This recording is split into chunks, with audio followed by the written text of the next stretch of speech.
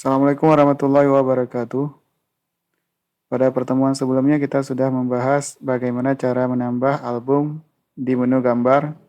Pada pertemuan kali ini kita akan membahas bagaimana cara menambah video, yaitu klik di menu video, kemudian tambah album, kemudian di judul albumnya kita buat misalkan album Aceh Timur.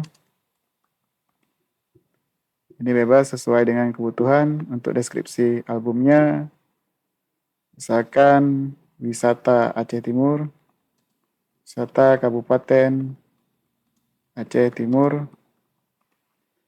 Untuk video ya, kita bisa klik, kita pilih link yang sudah tertautkan di dalamnya sebelumnya. Apabila belum ada, bisa ditambah lagi.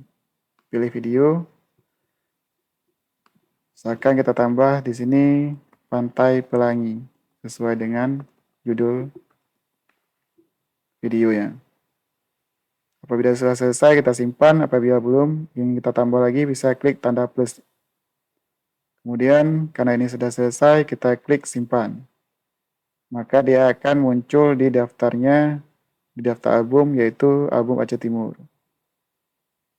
Oke, sekian pertemuan kita kali ini. Assalamualaikum warahmatullahi wabarakatuh.